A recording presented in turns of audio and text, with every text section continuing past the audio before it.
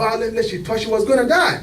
But somehow, as the crowd was pushing her, they pushed her to the edge of the park. And those were the places where the women were standing. And the women just rushed and circled her, and they were able to save her. And then the police came back and got her out of the crowd, took her to the hospital, flew her to the United States, and she went to the hospital because she saw every muscle in her body was stretched to the point of breaking because the crowd was pulling her everywhere. Why did I tell you the story? That is an incident that could destroy her career as a journalist. Make her to even not want to go and see anybody, to interview people, to do anything else. Because if she filed for whatever kind of a medical disability, because now she has discovered she has developed a phobia, they will pay her. She can tell her husband, I don't want to do this anymore. You can support this family and be homebound for the rest of her life because of that experience. But the thing is this, you do not give up your life simply because some evil people do something terrible to you.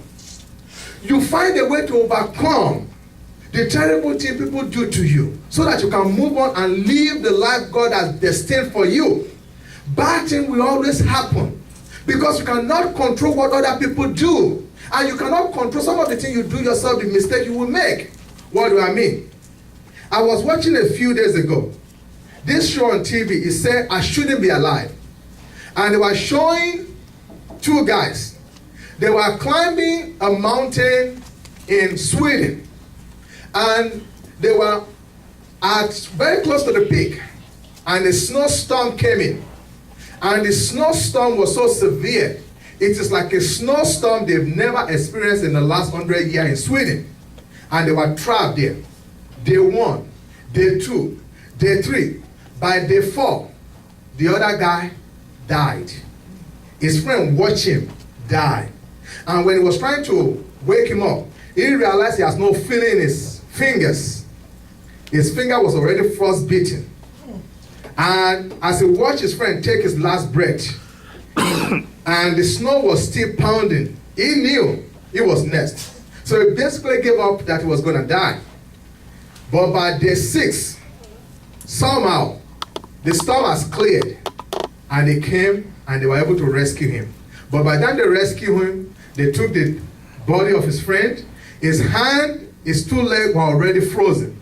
So by the time they got into the hospital, they amputated both hands and both legs. But when I was trying to show, my wife said, see, you can watch crazy stuff like this. I can't, leave me alone. I said, come and see. Because I wanted to show her the end of the story. At the end of the story, they show this guy climbing the same mountain again. With no legs. No legs, no hand now. The thing is this, if bad thing will always happen in this world, as long as you keep living, you will experience hardship. But you must make up your mind that I'm going to keep on moving. That's right. They say if you are going through hell, don't stop going, keep going. So this world is a terrible place. But God has given us the power to overcome. Amen. And that power is internal. You must resolve that life might knock me down, but it's not going to knock me out. Yes. You must make up your mind. Nobody can do that for you.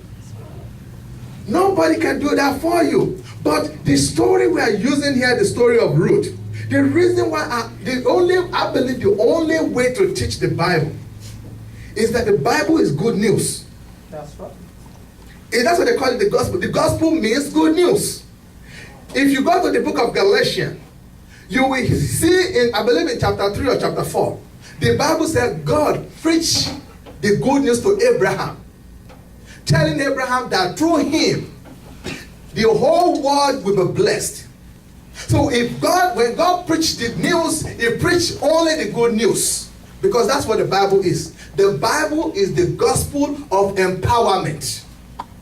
So all these places where we go and all the focus is about money, about what you're not doing right, and all that, that's not the good news. If you know how to think right, you will do right. If we are not supposed to use the Bible to correct you from the outside, we are supposed to use the Bible to infuse you with the energy of God in the inside. When we infuse you with the energy of God internally, externally you will do right. Amen. If you can think right, you will do right. That's right. So it's not my duty to keep using the Bible to beat you over the head about what you are doing wrong. No, if I keep showing you the light of what is right about you, eventually the right thing about you will override the mistakes you are making. Amen. So the Bible has already let us know we are uncursable. Yes. If you listen to the tape last week, I told you that when a man called Balaam came, because a king called Balak paid him to come and curse the children of Israel. This is after the children of Israel have misbehaved crazily. God told Balaam that the children of Israel are uncursable. But after he finished, he said, Balak, I don't want your money, but I will show you a trick. How even though I can't curse them, I will show you how they can curse themselves. And that thing is called the doctrine of Balaam. And it's still in operation in the life of every children of God till today. Amen. You are uncursable, but you can curse yourself.